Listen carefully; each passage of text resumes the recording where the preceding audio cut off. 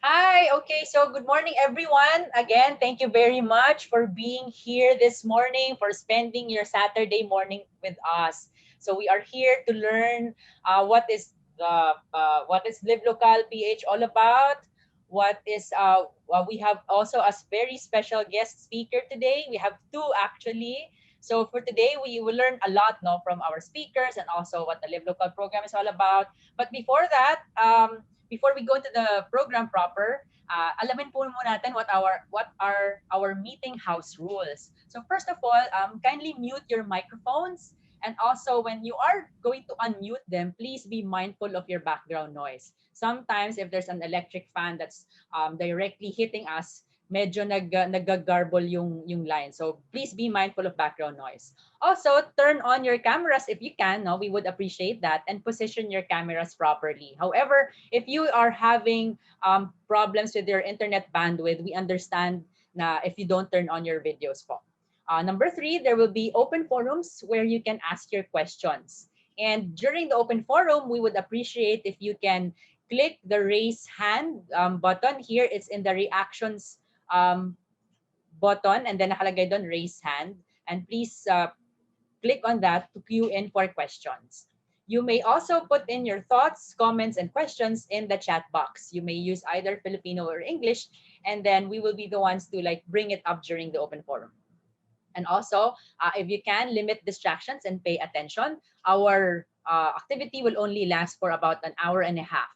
So, ano tayo? Intense focus during that 1 hour and a half. And of course, most importantly, we would want you to enjoy and also maximize the free webinar or the free webinar that we're doing right now. So those are yung simpleng meeting house rules po natin, no? Okay, so sige, let's now begin with the program proper po.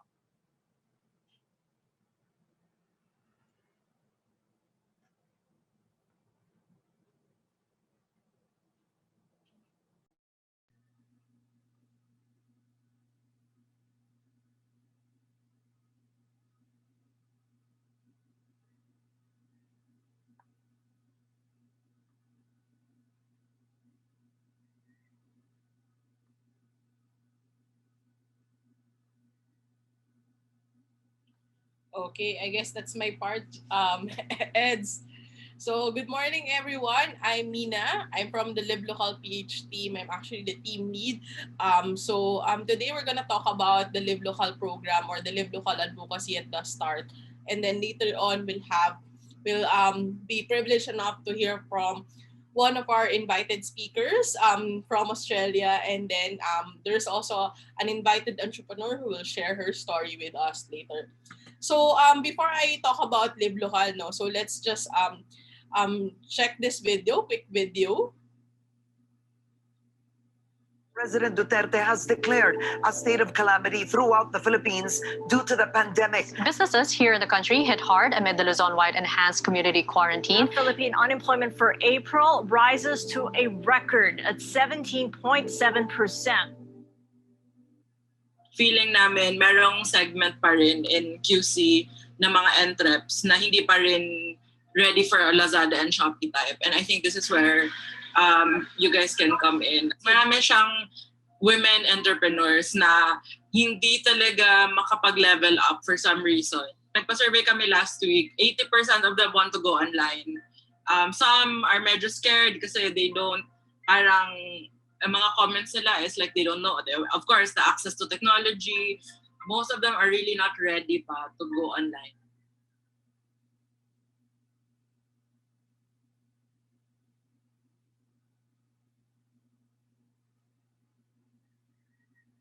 Okay, so I think that's when Live Local started.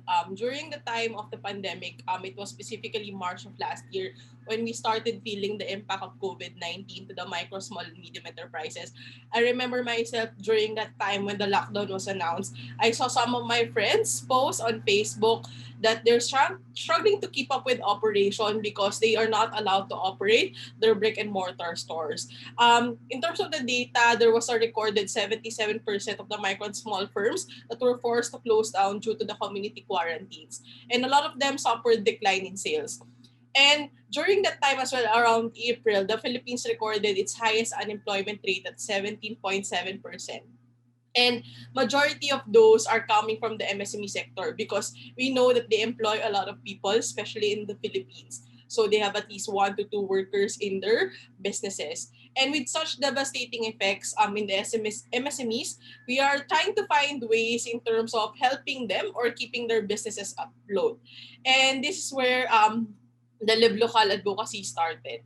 So what's our why? So basically, we want to support MSMEs because they're the key to the national development of the country. And, you know, they help out in economic recovery, especially right now that we are experiencing the pandemic. So we actually, according to Trade Secretary Ramon Lopez, we want the Philippine consumers to recognize the important role in economic revival and growth. That the simple act of buying local products has tremendous impact on the many micro and small business entrepreneurs in the country. So actually, Live Local started in around 2019 when Janet and Edna from the Live Local team started, you know, to think of ways how to support the local businesses in the country. So they were invited to put up a small booth in a local bazaar wherein they started selling local products. And during that time, it was just like, okay, we're gonna do it like occasionally. We're gonna sell some of the products. But when COVID happened, that's actually the height wherein, okay, we need to do something about it. So just to discuss who the Live Local team, so again, I'm Nina. I'm the team lead of the Live Local team. I graduated with a degree in Master of Entrepreneurship and Innovation at Swinburne University of Technology.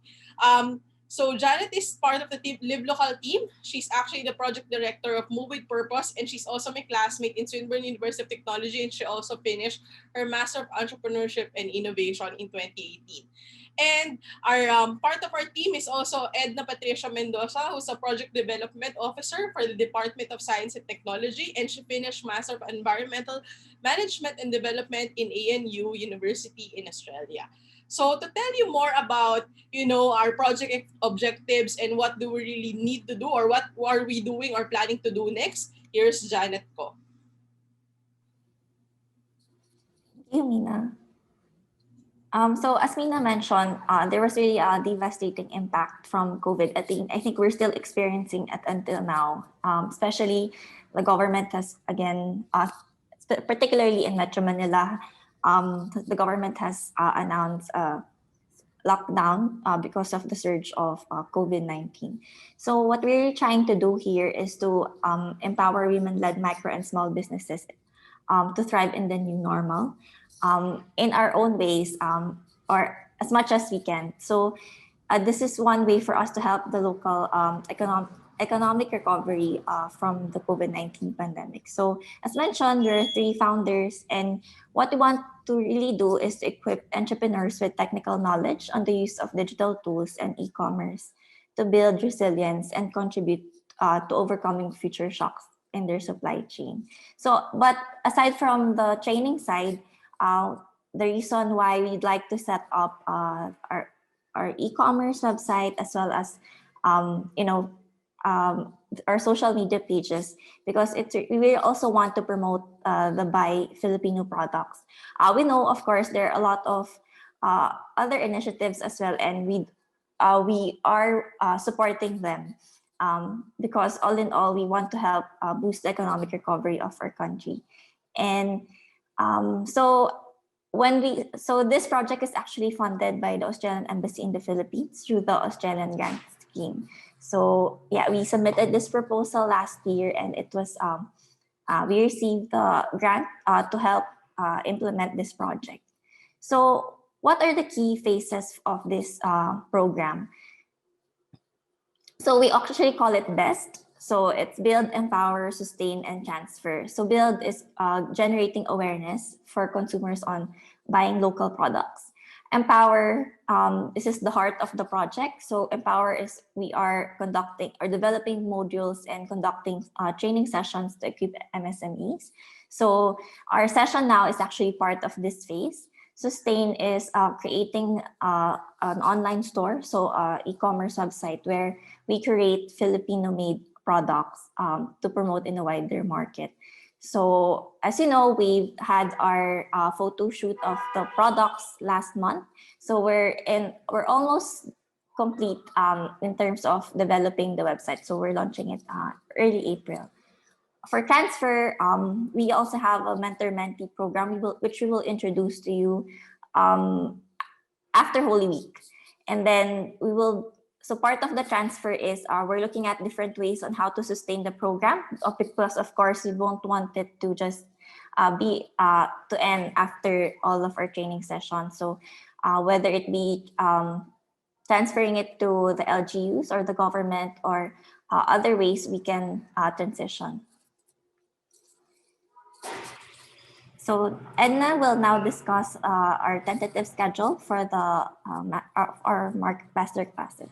Okay, thank you, Janet. So our masterclass or our training module will be composed of synchronous and asynchronous classes. You might be familiar with this kind of adaptive design for or online learning, because perhaps some of your children or the children of your friends, they are taking online classes during this pandemic. So they have the synchronous and the asynchronous parts. So for our masterclass, we will also do the same. So what we are doing right now is a synchronous session. Later on, I will show you our Canvas online learning platform where you can learn the asynchronous parts of our training. Okay, so if you can please take a screenshot of this, or you can write it down. This will be our schedule for our synchronous sessions. So for March 27, which is today, our first synchronous session, the topic will all be about resilience and entrepreneurship. And our guest speakers are Dr. Fisher and also Unyx of Zapateria. And our next synchronous session will be April 10. It will be all about marketing fundamentals, wherein we have these two guest speakers, Alo and Tal. So if you're wondering the structure of our, why do we have synchronous and asynchronous? Of course, we want you to learn on your own, at your own pace. And also because we have a lot of material, we want to encourage you actually to read all of this. But we cannot do that. It will be quite taxing for all of us to be together, to have our schedules sync. So that's why we have come up also with the asynchronous session. Now, in between March 20, in between these dates, we encourage you to log in to the Canvas platform, which later I will explain. Log in the Canvas platform, do the assignments, interact in our online learning platform, read the necessary readings, and then that at your own pace and at your own time. But we do encourage you, and we would greatly appreciate if you can also attend these synchronous sessions. Okay. So anyway, so that's what you're going to do in between these dates, the asynchronous class. And now, and this is the schedule for our synchronous lessons. Okay, so we have, again, for April 17, we have establishing a strong digital brand presence for our topic. April 24, financial management for micro and small businesses. And May 1, that will be our last synchronous session. It will be opportunity discovery. So I suppose in May 1, this will also be our final synchronous session, and there will be other speakers, guest speakers, aside from Bridget. We will have surprise speakers probably. We are also trying to confirm other speakers. That's why we haven't really written them down here. But again, there will be a surprise. So, di ba? Para marami tayong matutunan from our guest speakers. And the schedule for our synchronous, maikli lang. We only have 2 hours every time. So we don't also want to take up a lot of your time. So it will be easy.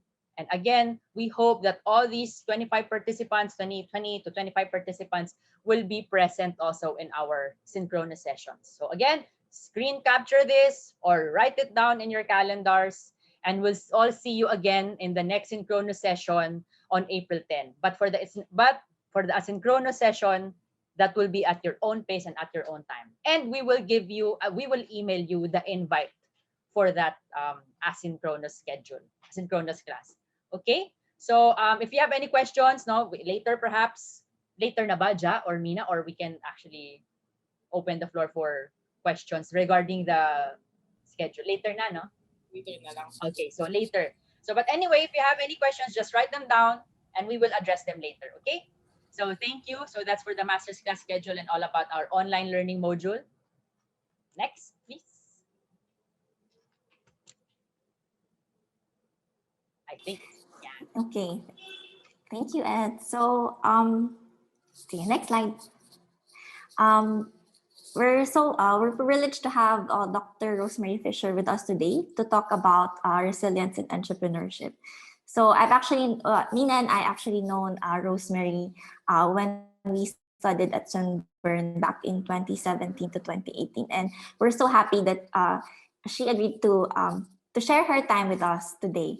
So just a brief introduction of Rosemary. So Rosemary Fisher's career has spanned both the practice and teaching of administration, management, and entrepreneurship in a range of organizations as employee, executive manager, and owner. Disciplines taught have been management, accounting, and entrepreneurship. Rosemary's PhD explores passion, resilience, obsession, and entrepreneurial success in entrepreneurship was recognized as a distinguished thesis, and she holds other research-related awards. She lectures and researches in entrepreneurship and innovation and has a particular interest in teaching and learning in the digital economy. So we'd like to welcome Rosemary to give her insights today. Thank you very much, Jeanette, and it's an absolute pleasure to be here. I hope you will all bear with me while I work out how to share my screen with you again. I think that, Jeanette, have I shared the screen correctly? Yes. Okay, that's great. Thank you very much. So it's a pleasure to be here. It's such an exciting project. It's a great opportunity. And I hope you enjoy it. It looks like a really interesting program that the founders of Live Local have put together for you.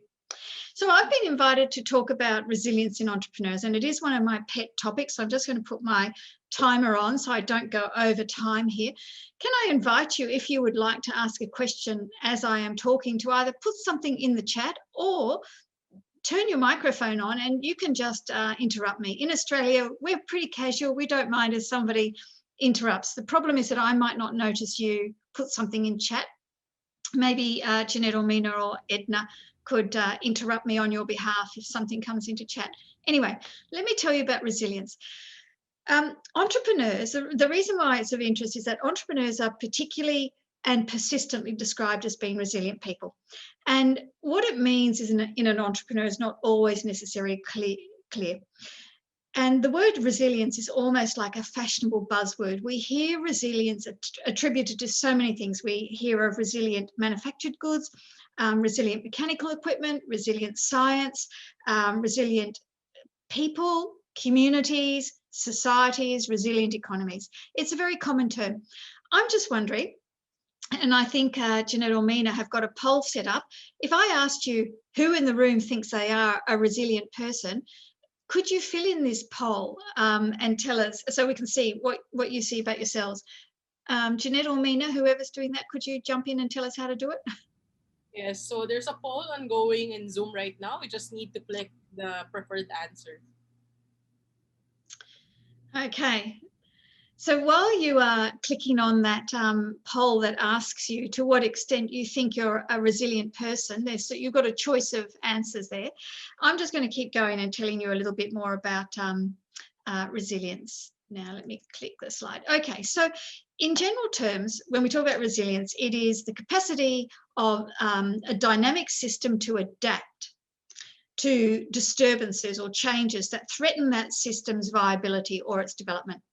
And so we're interested in the resilience of entrepreneurs, the individual, because if we know what that characteristic is, then what it is that helps somebody to function effectively in the face of adversity or stress or uncertainty, then we can start to identify what might distinguish people who would do well at entrepreneurship from people who would not really be very good at it and so perhaps should not go down that path.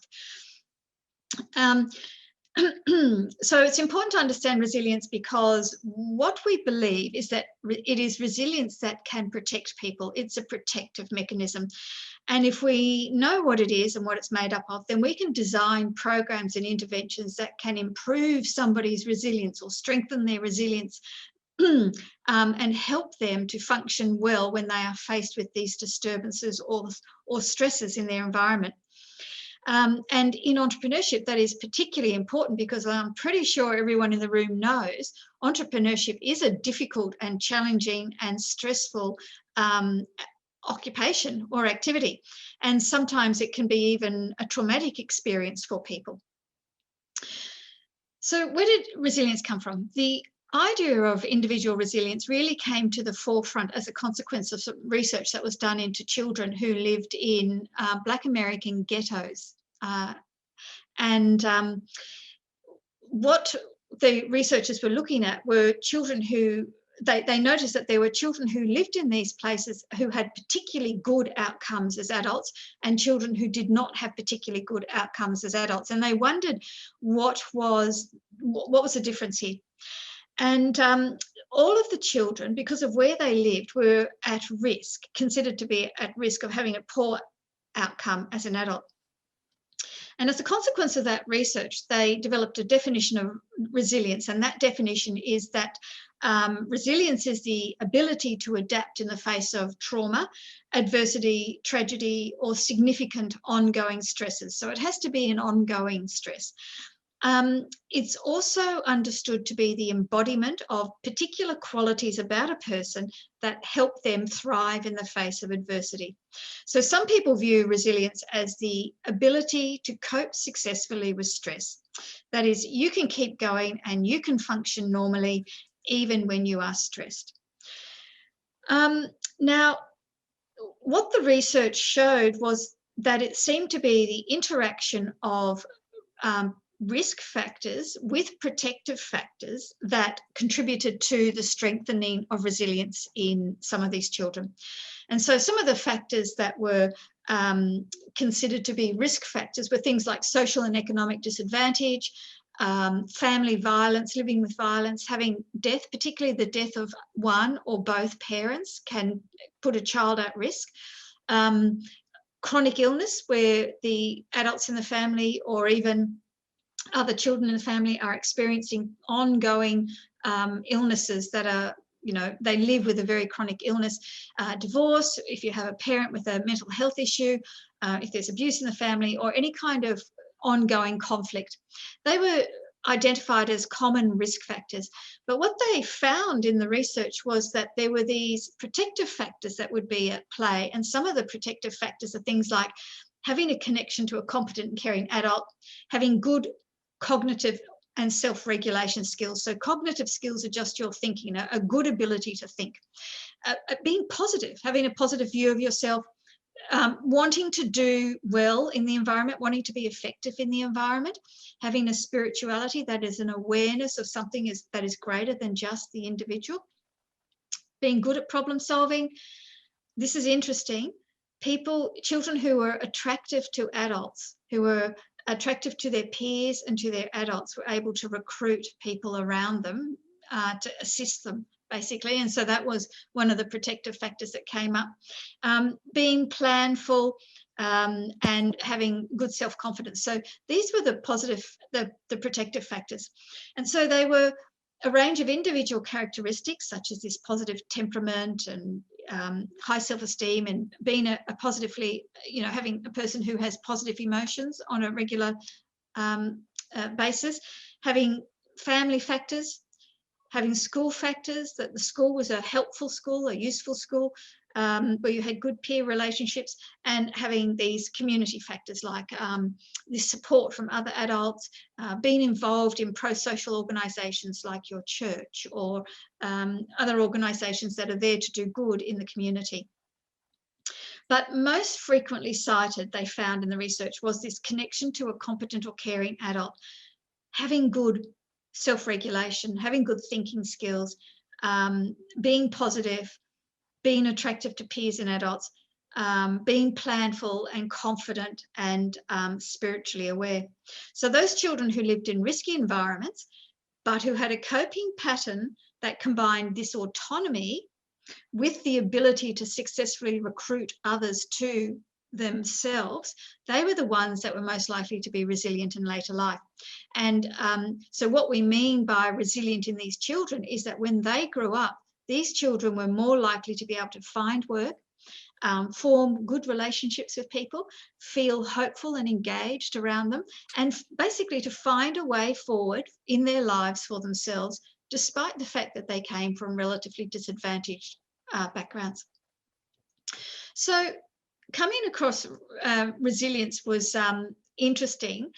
And so this was resilience in the general community. So I wondered what was resilience like in entrepreneurs, because people talk about entrepreneurs as being highly resilient people.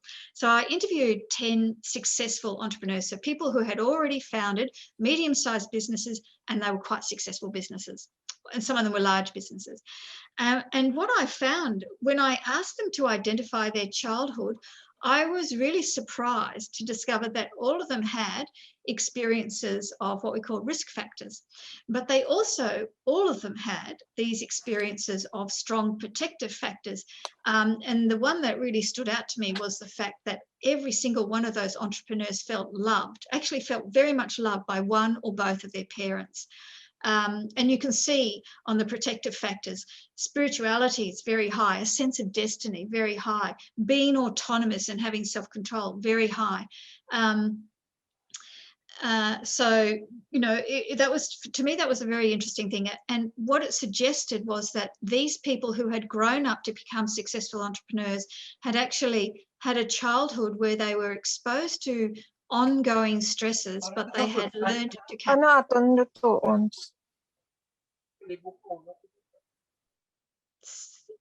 Sorry, Mina, is somebody wanting to ask something? I think somebody just accidentally unmuted. Maybe proceed, Rosemary. Okay, I'll keep going. So these people had practice at living with stress and being successful despite having to live with stress. So what it suggested was that by the time they grew up and started their own businesses, they could function quite effectively in a stressful environment. And let's face it, there's not a lot of chance of being successful at entrepreneurship if you cannot cope with stress. So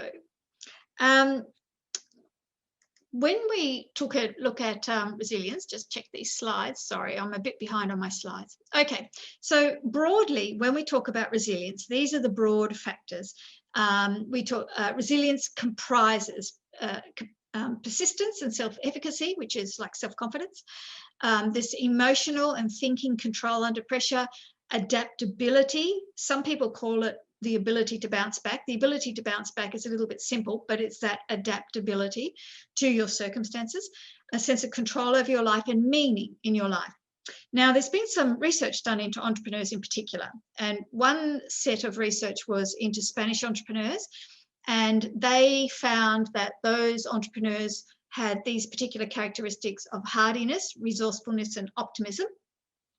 I then did another research sample of 215 entrepreneurs, and my research demonstrated that these entrepreneurs were very much more resilient than non-entrepreneur populations.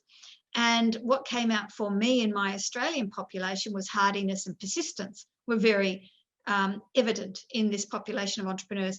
Now, I know that the Live Local organisers are with me, are trying to get hold of a resilience scale so that you ladies could take it and see where you fall on the resilience scale, which end do you tend to go towards. And my guess is that you'll be towards the higher end because you've actually chosen to found your own businesses. So there must be some of these characteristics, you must be displaying them already.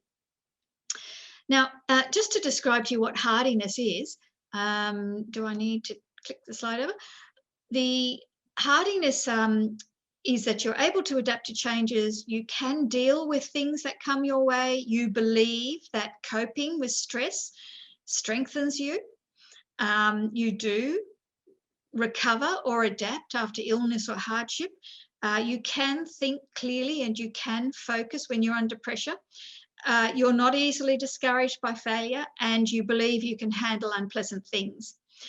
Persistence means that, and this might sound a little bit odd, but when we talk about persistence, yes, it means to keep at something, to stick at something, but people who are persistent tend to see the humorous side of problems. So that's that optimism coming through. They believe they can achieve their goals, and they see themselves as strong people. So persistent people see this about themselves. Now, if you think of what resourcefulness is about being open-minded and imaginative, and actively choosing to do activities that promote both open-mindedness and imaginative. So things like learning, reading, talking, observing.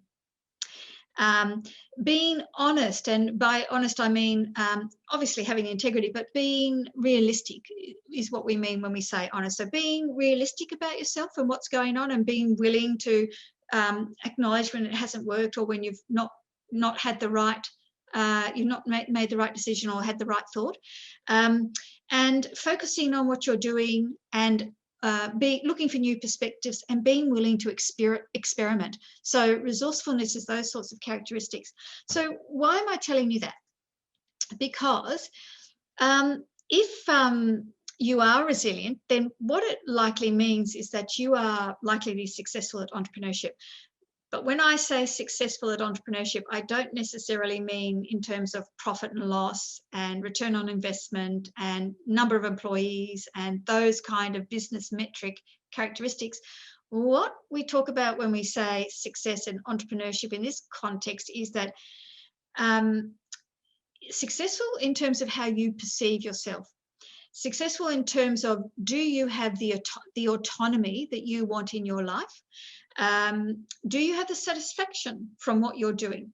So you will feel successful if you feel satisfaction from what you're doing. And do you achieve the goals that you have set out to achieve? So given that that's resilience, and that's where resilience comes from, what could you do to build your own resilience? Well, the sort of thing you can do is practice those things that you find challenging, because remember, resilience is about being able to function in the face of stress and challenges. So one way to build your resilience is actually to practice things that you find challenging. And in doing that kind of thing, what you will do is you will practice the skills of hardiness and persistence and resourcefulness. So the sort of things that can practice or build your resilience are activities that address or challenge your self-awareness and your self-confidence. So self-awareness and who you really are is actually quite important to be that. When I talked about resourcefulness, I said honesty or realism. So being self-aware is about being realistic about strengths and weaknesses, what you can do, what you can't do, your impact on things, so on and so forth. And there are activities and courses and readings and things that you can do that help you expand that kind of thing.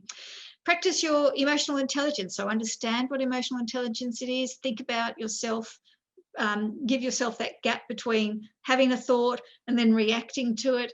And then a really important one is practicing positivity. And one way to practice positivity is to practice meditation, or to be mindful, or to be deliberately optimistic in your thinking. So if you have a tendency, we say in Australia, to see the glass as half full or to see the glass as half empty. So if your tendency is to see the glass as half empty, what you've got to do is start to go, no, I want to see this situation as a half full glass, where there are positive aspects in it. Do activities that challenge you. So some simple things could be go and learn a new skill. This is a very interesting time for you, because here's a challenge for you, taking your businesses online. That involves developing new knowledge, new skills, perhaps, or strengthening the ones you've got. And that kind of thing, when you do an activity that challenges you, you succeed at it, what it does is it expands the zone of comfort that you can operate in, your comfort zone. So it expands that area that you are masterful in and that you are competent and confident in. And that's why acquiring new knowledge is such an important part of resilience and self-confidence. If you associate with competent and caring others, then you'll perhaps be building your resilience, and you're going down that line by signing up with Live Local. So this is one example of an organisation that is competent and caring. There are other sorts of organisations. So think about who in your network you would label as a competent, caring person of you and what you are doing. So I guess that the next thing I'd like to do is throw the floor open to everybody, to invite you to either ask some questions, or I've got a question for you. If I was to say to you, well, where in your network would you find competent, caring people? Or what might you think to do to build your resilience? What would your answer to that be? So I might throw that over to you to invite you all to tell us what you think. And I'm just seeing the results of the poll have come in on my screen anyway. So let me have a quick look. So most of the group here, 64%, see themselves as being somewhat resilient. So maybe my question is a good question. What could you do to build your resilience, do you think? So I'm going to, so I think those poll results are visible to you. Is that right, Mina? Yes, Rosemary, it's visible to all of the participants. So... Okay, great.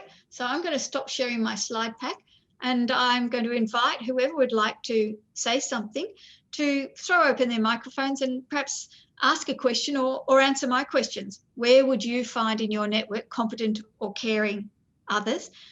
Or what could you do to build your resilience?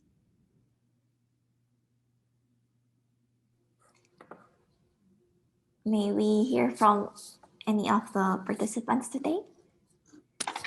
Hi. Hello, Hi, Janet. Oh, hi. Hi. Yeah, I'd like to answer the second question, which is where in my life am I practicing resilience? Well, recently I took on and said yes to an invitation to mentor some entrepreneurs. And the topic that was given to me was market expansion and internationalization, which means export. And my gut reaction was, hey, I'm not an exporter yet. I do sell products domestically, but I can't talk about exporting products because I have no experience there. So my first thought was, okay, maybe they'll give me a chance to switch topics to cover with somebody else, and I can pick a topic that I'm more comfortable with. But I did not do that. I feel like, okay, maybe I should just first ask what they want me to talk about as far as expert is concerned. And it turns out that when I posed that question, it turns out that most of the mentees are farmers. And so the project director said, you need not talk about export so much. So there you go.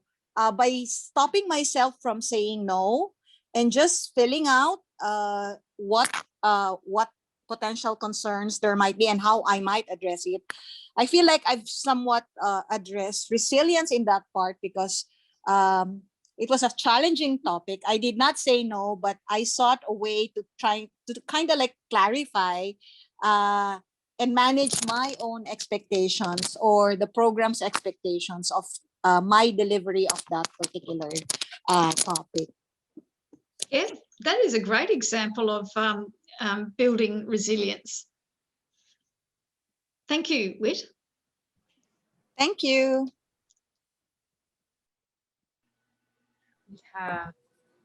Anyone who wants to ask a question?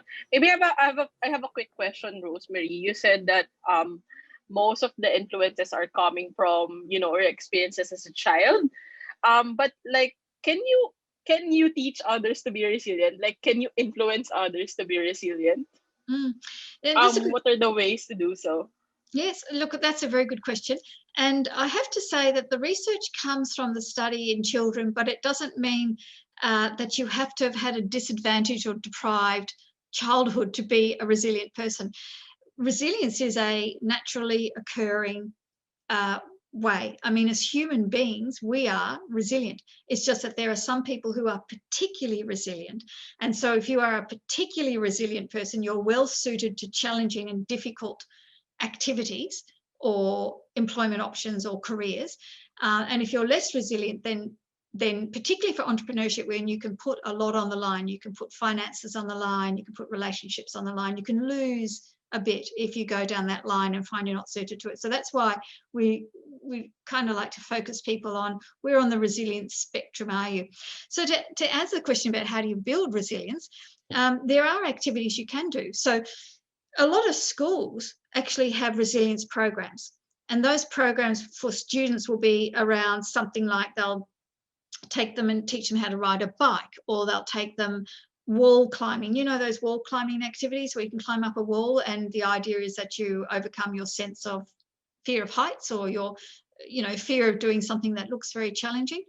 There are sort of more extreme activities you can go on, things like the Scouts. A lot of scouting activities are those challenge-based activities where you go and you learn something new that might be a bit threatening, or in a threatening environment or an uncomfortable environment.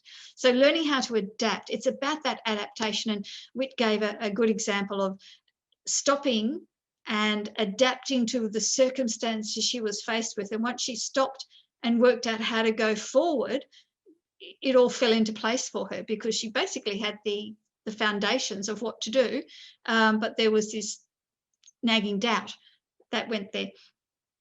So building resilience, one really clear way is to undertake challenging activities. Now, I often facetiously say to people, go and learn how to parachute. But not everyone can afford to go and learn how to parachute. We don't all wish to jump out of a plane. But it's that kind of thing. And it comes back to what I said earlier about, we operate within a comfortable zone, our comfort zone. And to get from our comfort zone to a new place, when we work out how to get there, we then expand our comfort zone. But getting from our comfort zone to the new place is uncomfortable, and can raise a lot of anxieties in us. So managing those is what you can do there. So getting back to those challenge-based activities, those challenge-based activities help you think under pressure, manage your emotions under pressure. You can imagine if you're about to do bungee jumping, you're really having to manage your emotions under pressure there, aren't you? That great fear. So thinking under pressure, managing your emotions under pressure, thinking about reaching out and working out how can you recruit the information or knowledge of others to help you resolve what you're doing. Again, Whit gave a good example of that, how she got some information and helped resolve it. So they're the sorts of things that you can do. So we have two participants who raised their hand. So I think I'll call Joe first to speak. You have a question, Joe? Yes, thank you, Jeanette. I am Josephine Palomares of Boundless Possibilities Foundation, Inc., together with Mommy Kathy Cham, also raising her hand. So first, thank you, Miss Rosemary, and thank you for Live Local for inviting us. And regarding your questions, I think what could be most resilient people in the world than the Filipinos? And with us, we are mothers of children with neurodevelopmental disabilities. So who could be more resilient than parents of persons with developmental disabilities? So we have created business activities, not for us, but for our children. So building resilience among ourselves is, for us, we have a parent support group. So once in a while, we gather and we talk about and laugh about our problems. So that's one activity we do. And building and creating these business activities is very challenging for us because we hope that when we're gone, these business activities will still be there for our children. Thank you. I think Miss Mami Kati is also raising her hand. Thank you, Joe. That was wonderful. Yes, Kathy, would you like to share? Yes. Good morning. I'm Kathy, and I'm one of the parents of Boundless Possibilities. Also blessed with a child with special needs. And in addition to what she mentioned, what pushed us to really work on our resiliency as a parent were our children, no?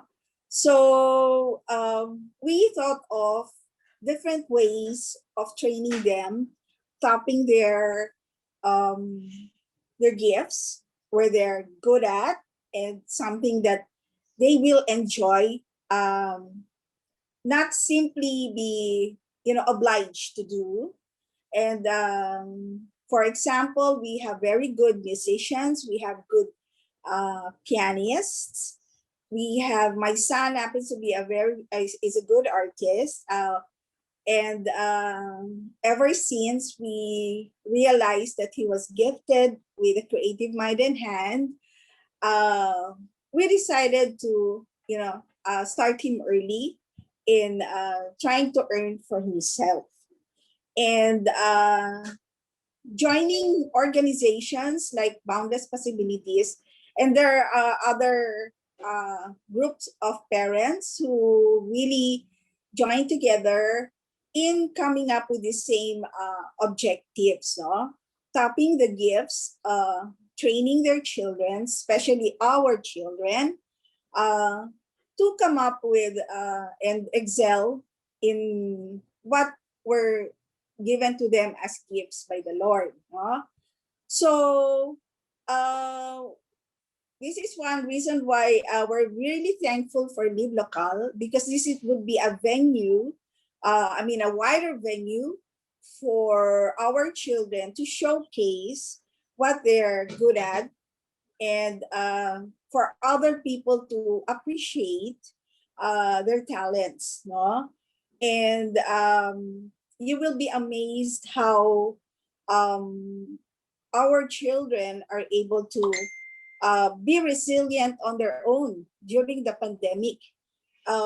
We had a series of workshops online, like for example, creative journaling with our mentor, teacher Amos. All of them, we were looking for activities during the pandemic time. And we as parents had to find these activities.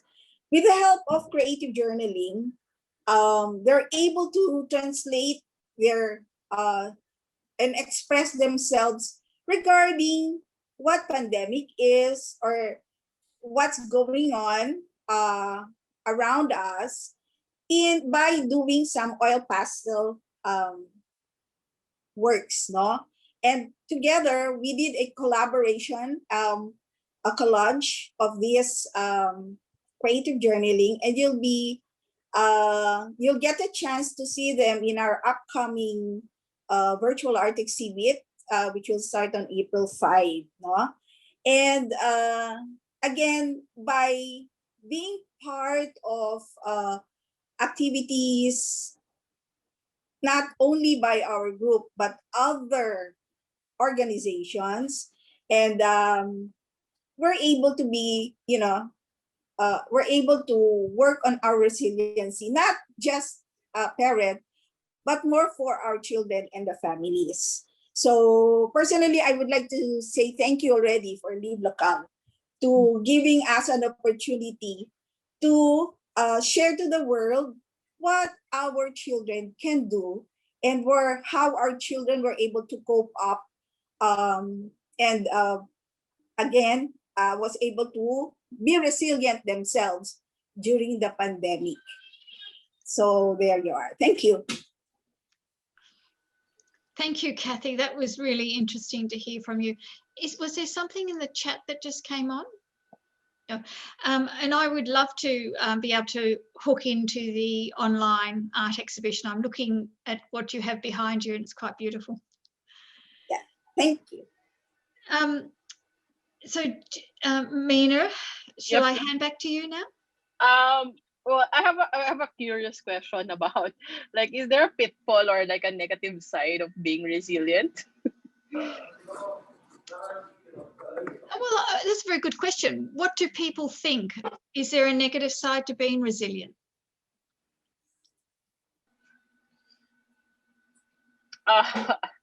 Because they have mentioned that Filipinos are naturally resilient. We experience a lot of natural disasters in a year, like typhoons, earthquakes.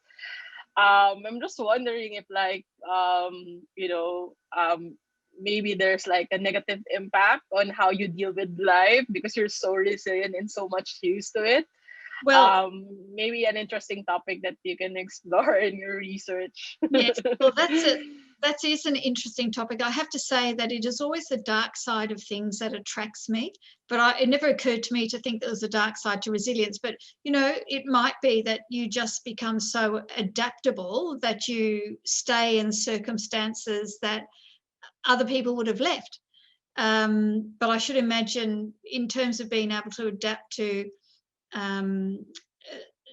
those environmental challenges, if you've got nowhere else to go, it's important to be resilient. And human beings are resilient.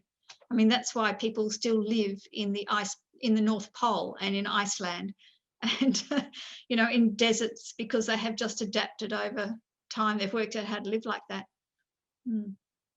Yeah, there was a comment in the chat. It says, perhaps if you become overconfident, one of the negative effects. I don't know if I call it like negative effects. Maybe. And, there are, I mean, when we hear that, we do know of people who are very difficult to move their opinions, and, they're so confident, but I'm not sure that that's necessarily a function of resilience. It's probably a function of some other personality characteristic. Yeah. Thank you, Rosemary. You are very welcome. And it was a pleasure to be able to come and address the Live Local community. Thank you very much for the invitation, and my best wishes for the rest of your program. Thank you. Thank you so much. Thank you. Bye-bye. Thank you, Rosemary, for your time. We'll just send you the questions if we have gathered some of them after the session, and then we'll just share your answers to the team. Thank you so much for your time, and enjoy the rest of your afternoon in Australia. Thank you, Rosemary. Have a great day. Bye. Thank you. Okay, Eds? Okay, so now we're done with Dr. Rosemary Fisher from Swinburne University of Technology that talked about resilience. So I think the key takeaway from her talk for me personally was that the 3 traits that you can build to actually increase your resilience, we have hardiness, persistence, and resourcefulness. So, gusto ko yung persistence kasi, the humorous side of things. I'm very humorous person. Okay, so if you have any questions, just chat us or email us, and we can forward your questions to Dr. Fisher for her to answer. No? So we hope that you enjoyed and learned a lot from our speaker, Dr. Rosemary Fisher from Swinburne University. Okay, so now we go on to our next speaker for today. She is already here. I would like to give a short introduction for our next speaker. We have Miss Unyx Sta of Zapateria. Okay, so just to introduce her, she graduated with honors with a degree in computer science at De La Salle University, Manila. Unyx has over a decade of experience in leading technology-based enterprises. She has built successful startups and led executive roles in the digital transformation and product management for the Philippines' largest enterprises in e-government, e-commerce, fintech, adtech, and big data. Her first startup, a multi-awarded automated platform for advertising compliance and media analytics, was acquired in 2017. So from being a technopreneur to getting into craft, Unyx, on its 5th generation, carrying on shoemaking heritage of their family, co-founded Zapateria, the Philippines' first creative hub for footwear design and development, with a mission to foster a new generation of creative makers. She is an awardee of the Asia Pacific Economic Cooperation Young Women Innovators and also one of the British Council Creative Innovators Program Fellows. Let us all together welcome our next entrepreneur speaker, Miss Unyx Sta. Unyx, take it away. Hi, everyone. May I have a permission to share my presentation? I Yes. make you a co-host now. So it's been interesting session for today. I never looked at resilience that way. Thank you, Dr. Fisher. And now I'm wondering whether it traces back to my childhood traumas. Anyway, I'm Unyx, and we are here in Zapateria. We are based in Marikina, and obviously we make a lot of shoes, but we do more than making shoes too. Upon hearing how I was introduced, I felt like that sounded good, but in fact, there were a lot of challenges in the process of building businesses. And even now with forming communities here in Marikina, shifting my perspective from technology to craft-based business mindset, it has been definitely more challenging. And maybe perhaps today I'll share more of how we are weathering the ups and downs of the industry here in the Marikina, especially in these trying times with the pandemic and also Typhoon Ulysses. But as an entrepreneur, I can tell you I've had a lot of challenges that I've faced including when we had to close our business and had me to pay for my own education in college. So, story time. Well, my family has been in the world of footwear for the longest time. I'm at my 5th generation. It started back in 1800s with my great-great-grandfather. Although my family has been with the industry for a long time, I was more a geek. So I took up a degree in computer science and focused a lot of my profession in the technology field. But when my father, who was retired at that time, got into accident, we realized that there's importance in making sure the craft of heritage and footwear making gets passed on from one generation to the other, even beyond our bloodline. This is why we put up Zapateria. So in Zapateria, we set up a way that can make this a home for the people who are interested in putting up their own brands or learning how they can make shoes as the new breed creative designers or makers of the industry, because we need that kind of creativity and innovative mindset in this industry that has been here for a long time. Part of how resilient this industry is, as you can see, we had our glory days in the past, but we were hit also by globalization with a lot of imports. So, but with the advent of technology, more and more entrepreneurs are coming up with their digital brands that will help give orders back to our micro producers here in Marikina. But obviously, there are more challenges now because we're facing the pandemic when nobody wants to buy so much shoes because they're always just staying home. And later on, we'll talk more about how we've gone through that. So just so everybody will have an understanding of what we do, we're not a footwear brand, but what we do is we share this studio so they can make shoes and also launch their own brands. We help them get to market as well. It is important that we work with the earlier and older generation so the wisdom gets passed on, and we continue this craft that Marikina City has been known for. eventually, our vision is for the country to be known for globally competitive design, craft, and workmanship. In the process, we formed different communities here in Marikina, going beyond shoes, even with the different creative professionals, and even with having to kind of be part of developing Marikina as a tourism destination. We work with the private, public, and the academy. So if we take a look at Zapateria, we are very much people-centric. We have a lot of gatherings. We invite a lot of people to come here in our space and even tour them around Marikina so they have a feel of what it's like. We have workshops. We do product design development very interactively. We hold forums, etc. So when the pandemic hit, there's a big transition, definitely.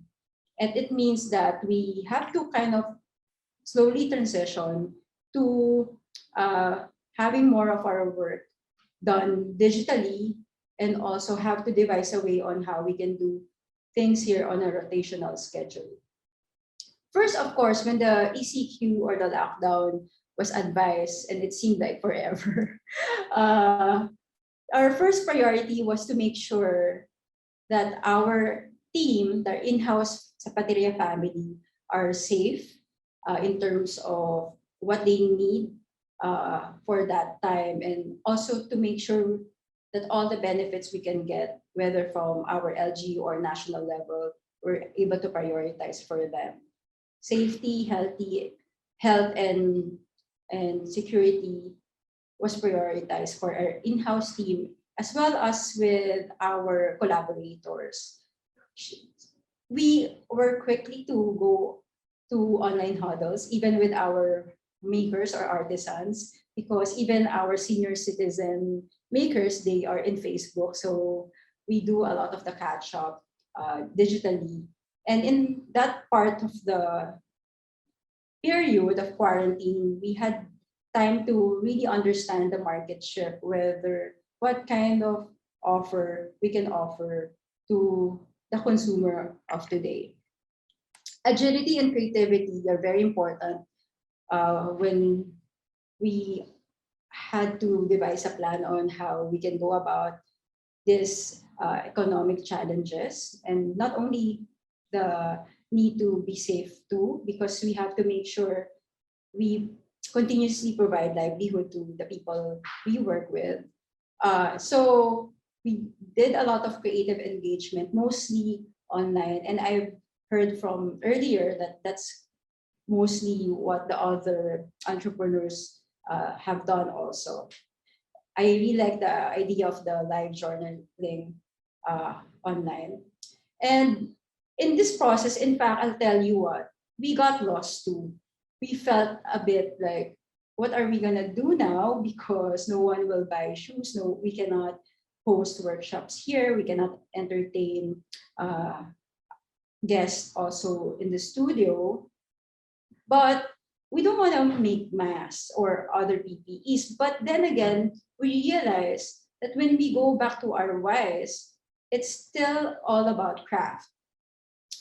And it doesn't mean compromising what the brand is if we stick with our identity, which is the idea of making. And that can go beyond shoes. And then when it comes to the footwear that we are making, those are soulful products or output that are still kind of very relevant today, because at the end, you want to kind of keep a pair of footwear for keepsake. So it's very important that we understand who we are as a brand, and also the target audience of Zapateria. So with that in mind, it was easy to pivot to other horizontal offerings, and also continue on designing what we can offer for today's consumer. So some of the activities we did, we leverage on, a lot of these are just in social media. It doesn't mean that you have to put up your own digital platform. Anyway, we have the Facebook, Instagram, we have all the other digital merchants also that you can team up. Maybe perhaps the local is planning to put up also an e-commerce platform, and we can be part of that. What we're surprised to learn is that even during these times, there are still a lot of people who are interested to put up their own footwear brands. But because they understand the market, some of them focused on loungewear, or some would focus on something they would know the customers can wear from working at home, or something that will make their day. So we did make a lot of the essentials for today, but it's still very Zapateria. So we made a mask using footwear components and materials. We also designed a way of an alcohol holder that's very footwear inspired. So we don't want to lose that touch of Marikina or of Zapateria, even if we expanded horizontally. And even with the idea of workshops, because we cannot do it on site. Now you can, I mean, prior to being in another quarantine status again, I'm like confused where we are at now at the moment, but we put out there a kit earlier in this quarantine so they can make stuff from home. We still make shoes and we still take orders for our brands, but because there's so much emphasis in craftsmanship, our customers give value to it as if they're investing in a pair. And we also put up a collection that will talk about how that footwear could be something you could wear even pambahay or pandakad. So those were the idea. And we work with a young brand that put out their casual sneakers because, you know, when you do your errands, you still want to have that feel of being in form of fashionable. I think it's very important, especially even in this pandemic, that you find your ways to kind of entertain and make yourself feel good. And that's perhaps one way for people who love shoes is having their favorite pair of footwear. Some of our partner brands were also very creative and innovative. For example, Mara Piñon, and if you check out her Instagram at Mara Piñon PH, her brand is more onto wearable art. Well, she makes a lot of shoes, but because her brand is established as a wearable art and positioned as when you have Mara Piñon, you feel like you can get through the day. It was easy for her to come up with other offering, like going into pet accessories and protective wear, and eventually even introducing food through tasteful art. So it's still kind of course, very on brand. And I think when you have a strong story from the very beginning, it's so easy to just know what else you can do to adapt to the times. But we're not gonna lie. Of course, it's been challenging emotionally, financially, and more so when the typhoon Ulysses hit. We are grateful for sure because we are still here operating, but it's not the same case with the other shoe makers or manufacturers. Like based on news, 80% had to close down. With us, even after this typhoon, I think we continued on going back to our whys and just find other things to do and not be afraid with new experimentation. And I think one of the things that helped us with going back to always understanding our whys, it was also the sense of our people here also have that understanding of why we are here. And it keeps us going, and we feel inspired of getting through all the challenges. So this is us for 2020 and 2021, and still here, grateful for every day, not without any challenge, of course. We are continuing crafting innovation. For us, making is connecting. We prepare our people to be able to make even from their home. I think that's one strategy, because we don't know when this quarantine will ever end. But at least if you have that business continuity in mind, that can help continue teaching virtually or even on a private class format, and explore how you can do and introduce social commerce. And it's not the need of a website, it's more of maybe how you can make it more personal with the customers, with your customers. So earlier in the quarantine, we did live selling too, mala home TV shopping. We do the idea of having a virtual personal shopper too. So when somebody inquires about our products, we make them feel as if they are in a retail store and somebody will entertain them, as compared to having bots to talk to. So it's more personal. It's something that will make it more human. So there, this is where we are. We'll keep on going. Of course, it's never easy, but there's nothing else we can do but to keep moving forward, and hopefully with beautiful shoes made in Marikina. Thank you.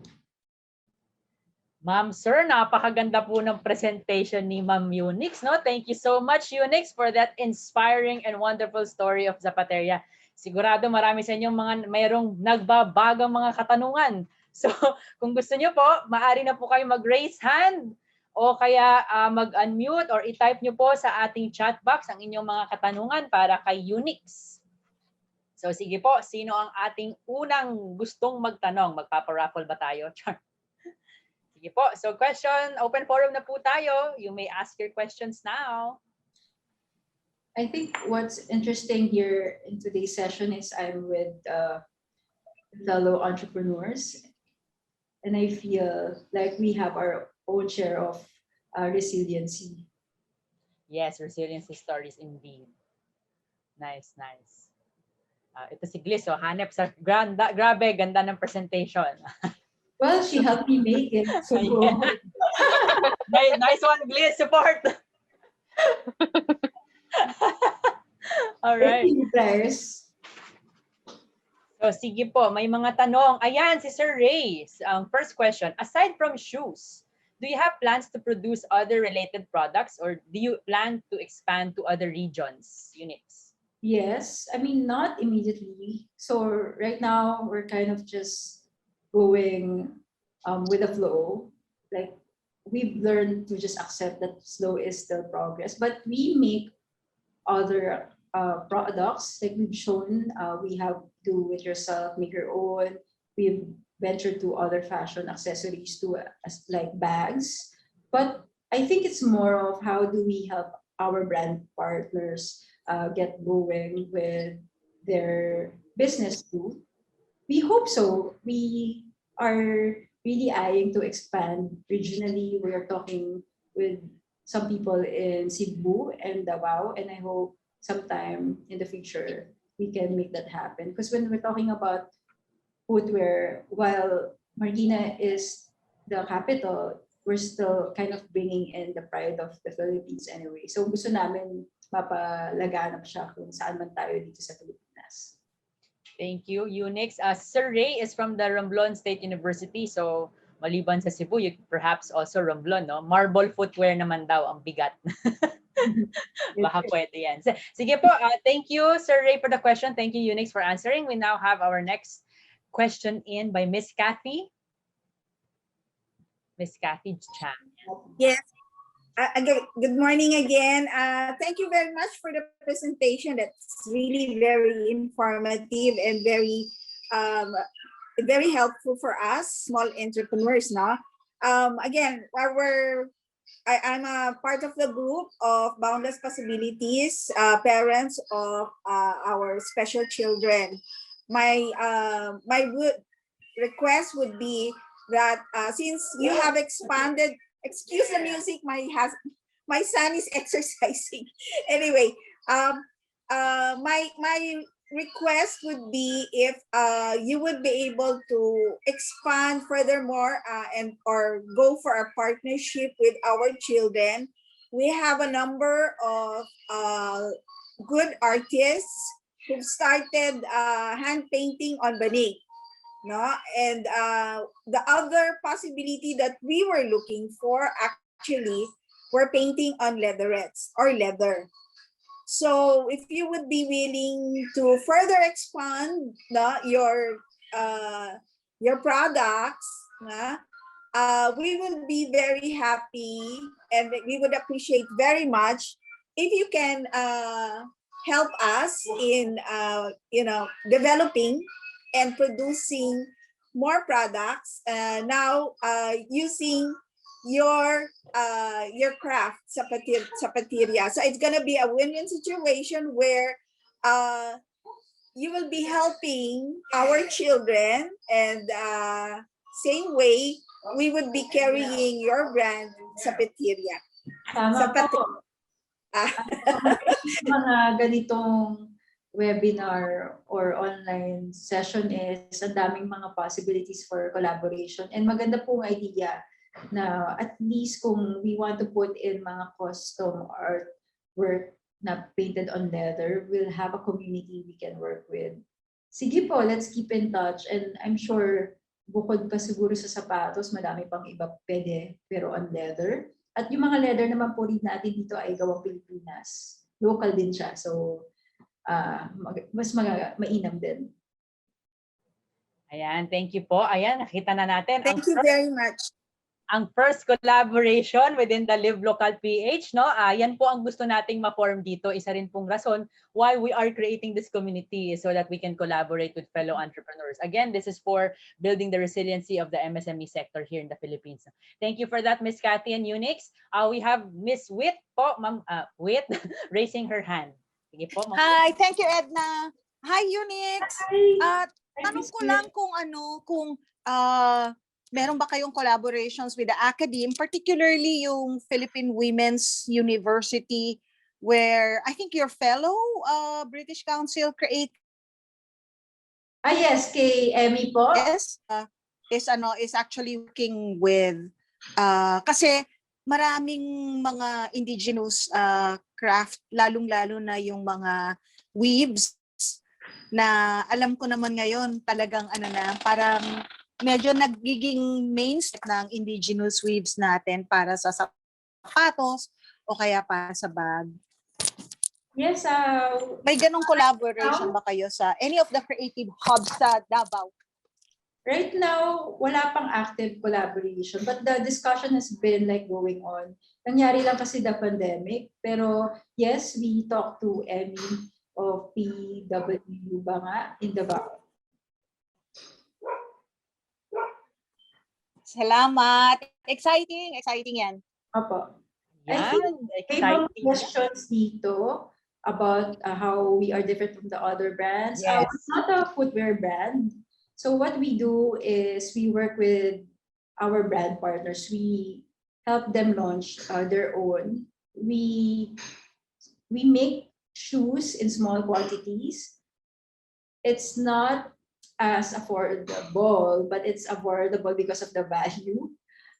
It's more of designer and artisans. So the price range of the brand partners we work with starts from 3,500 to 25,000 pesos.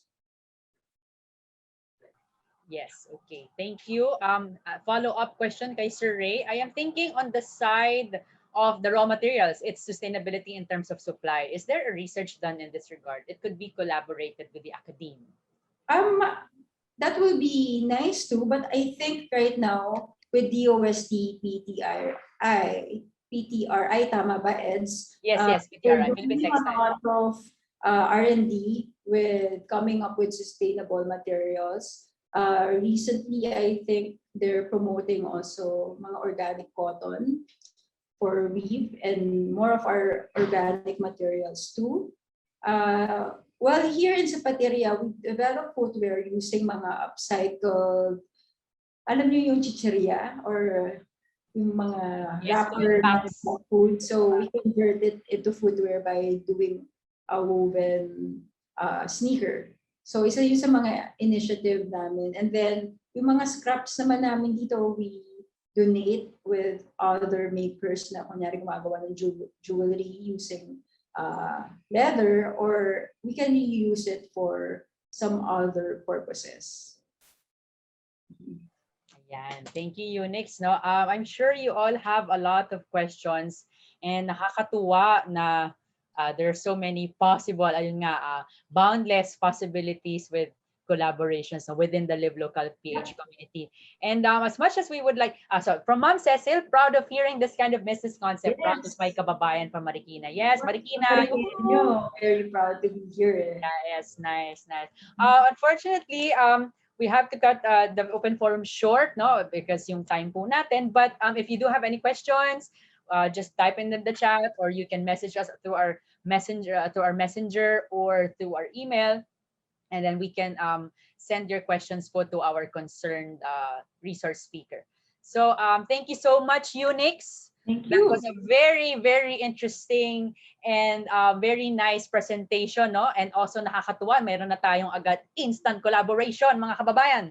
So that's so nice. That's so great. So magko-close you do na po ay sorry, meron pa pala tayo, no, yung ating walkthrough ng Canvas platform. So sige, diretsuhin ko na, Janet and Mina, from here, no? Okay, so again, thank you, Unyx. Punta na tayo sa ating susunod na part nitong ating presentation, meeting. So kanina po, no, napakita namin sa inyo yung ating masterclass schedule. Ang ipapakita naman po namin ngayon ay yung ating online learning platform. Again, itong online learning platform natin will be composed of synchronous and asynchronous session. So kung papamiliar kayo sa mga ginagawa ng anak ninyo sa school, so parang ganito tayo, no? Para tayong papasok ulit ng school, pero tayo yung mga participants, no? Mga nakagraduate na more or less ng kolehiyo.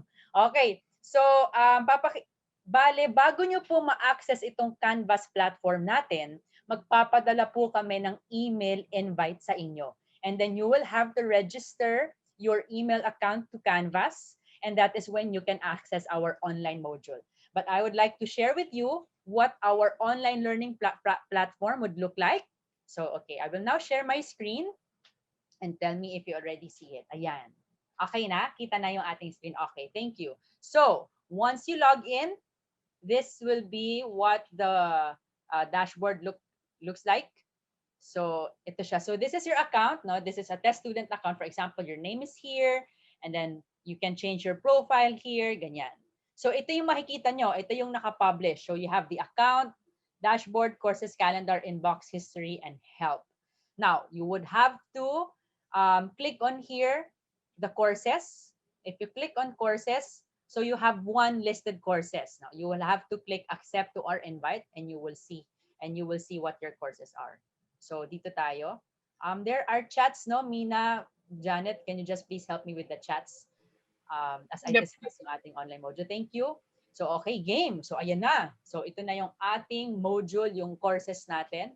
So, you have here the different modules. So, we have module 0, 1, 2, and 3. We actually have more modules coming up. We have 6 modules. Pero, there are prerequisites before you can actually access the remaining modules. So, let's go first sa module 0, which is the introduction.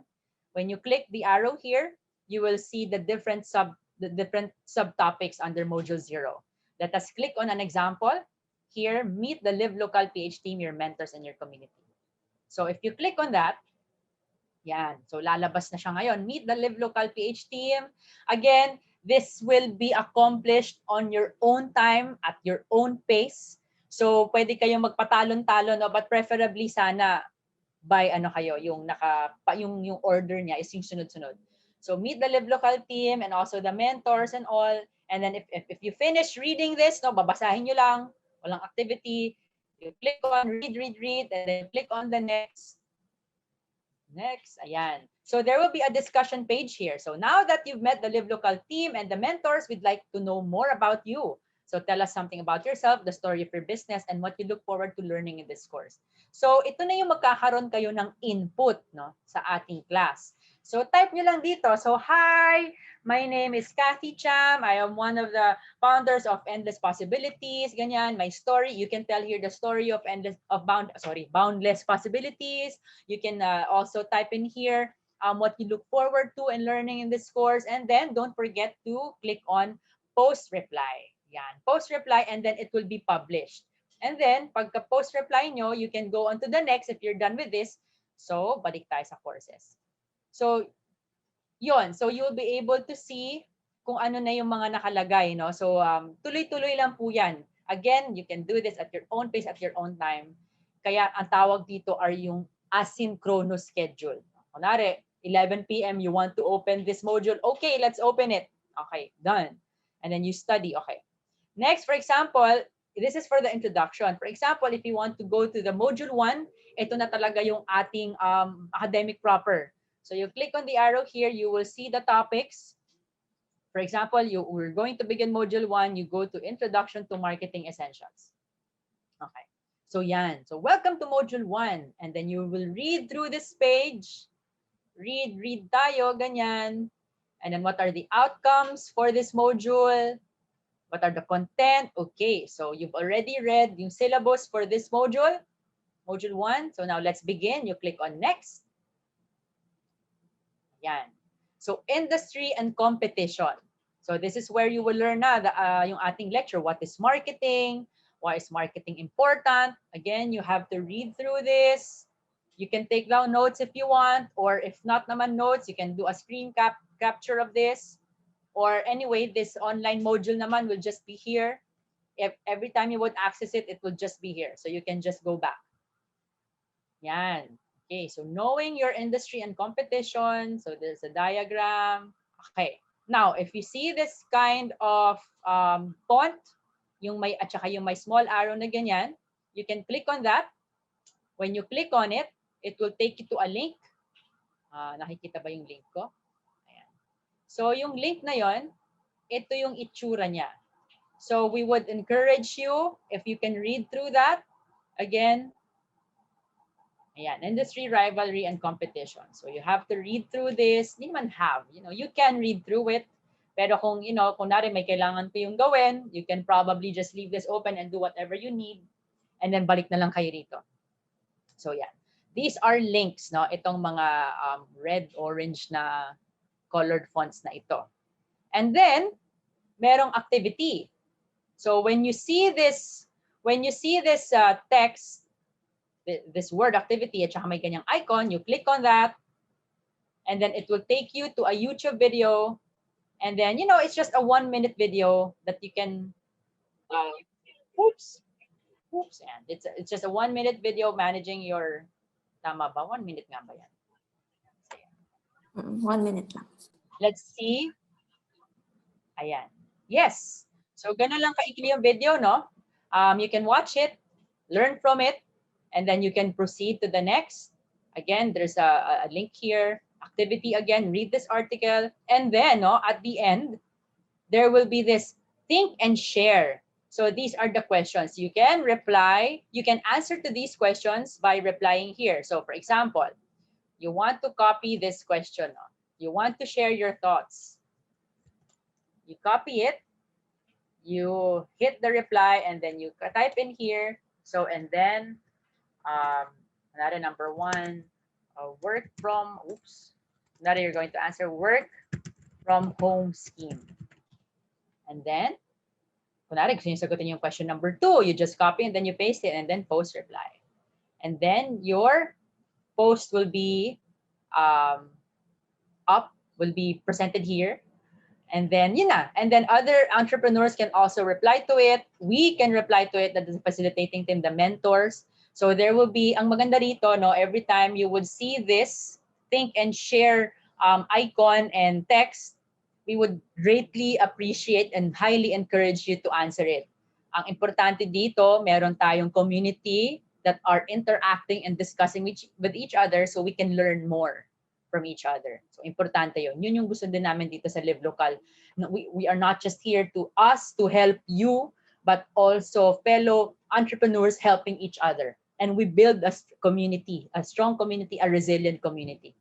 So yun, for example, if you're finished with this module, na-answeran nyo na ganyan, you click on next, and then magkakaroon din ng discussion here. So anyway, we are going to put in more information dito sa ating module. Okay? So again, we are going to give you, wait for us to send you the invite to our online module.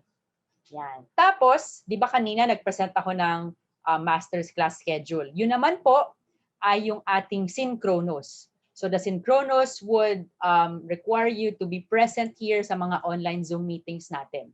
But this one po, itong ating online modules na to, the asynchronous, you can do it anytime. You can even do it in the wee hours of the morning or very late at night. And you don't have to be at the computer. You don't have to finish it at one go. Okay, you can allot, let's say, 30 minutes per day or 1 hour per day to finish one module and then move on to the next. Yun lang. So, okay, I will now stop sharing my screen and entertain questions from our group. Sige po, do we have questions for our Canvas online learning platform? Ayan. Nakakatuwa, no? Sige, while you're thinking of your questions, natutuwa lang po kami how we actually built this online platform. Ganito to tayo ngayon.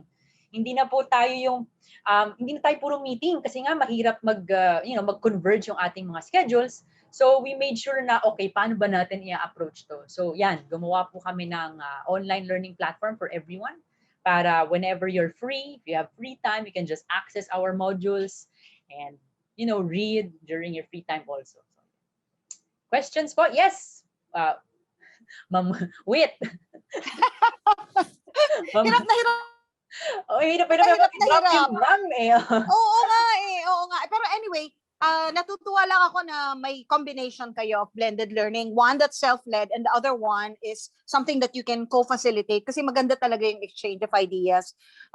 Yung tanong ko, hindi ko na nasulat is, I know that you will send an invite for those of us who are interested to learn from the platform that you've created.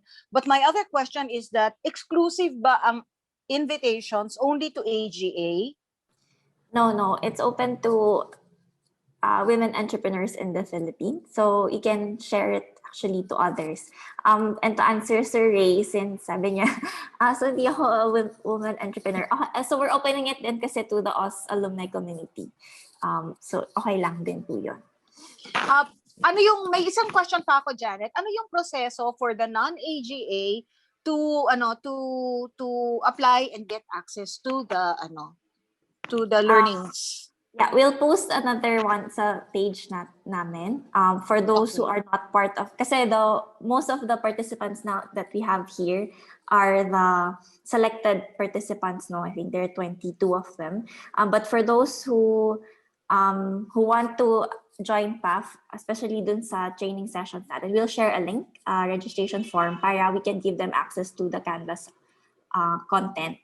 And then they can also, of course, attend all the webinars. Another question na follow through. Kailangan ba entrepreneur sila para makasali sa mga learning sessions? Sa learning sessions, no. Yeah, pero ideally, yes, but if they're really interested, then why not, diba? It's okay. Salamat. No problem. Thank you po. Thank you, Ma'am Wit. Hindi ko talaga kaya, Ma'am Wit, for your questions now. Yes, so it's an open platform to everyone. We would really want for a lot of people, a lot of women entrepreneurs, also kahit na hindi women, men entrepreneurs to learn from our modules. Kasi we made sure when we did this, when we did the syllabus and when we were thinking of topics, is talagang sabi namin, okay, so if ikaw ay isang entrepreneur, how would you survive in the new normal? So basically, ito pong modules namin, yun yung nais namin talagang ma-deliver sa inyo. Yun. And of course, kahit estudyante ka, you can learn a lot from this, and we really encourage po na to do a lot of mga replies dun sa ating mga modules kasi it will encourage yung ating discussion. marami tayong matututunan po sa isa't isa. Yep. We'll also have like sessions with our partners. Like for example, Union Bank is our partner. So for those of you who doesn't have like an established bank account for SMEs, Union Bank will be happy to share their program. It's easy and fast. So that's something that we can also share during the financial wellness session. Yes, thank you, Mina. Ma'am, wait. Questions po?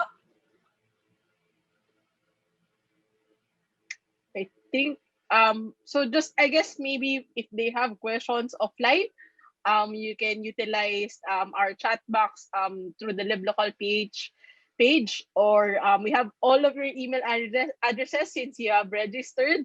So we'll just send you the links to the canvas and the other materials, especially those who have requested for a copy of the presentation. Eds, you're on mute. Sorry.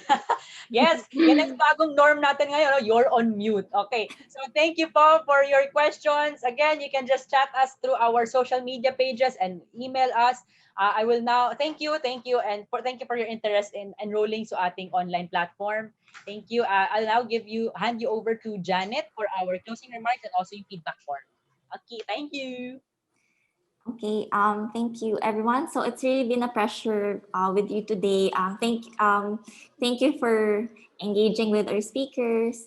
I hope you're able to gain knowledge and insights from them, especially talking about resilience and the new normal. Of course, we'd like to thank our speakers, Dr. Fisher and Ms. Unyx, for sharing their insights with us. So we'll be sharing the feedback form to everyone specifically for today's event. So we would be really grateful if you can answer this. So hindi naman kailangan agad-agad, but of course, if you have time now, it would be great if you can answer the feedback form. Hold on, I'm getting the link lang. Quickly, sorry. Yep. And again, follow us on Facebook and our Instagram. It's at LiveLocalPH. So you can message us if you have suggestions or even comments on the things that we can improve, especially coming up from this session. Please let us know in the feedback form so we can improve further as we roll out the next succeeding modules. Yes, and if you can also share us to your friends, the bigger their community, the better, it's going to be more fun. Okay.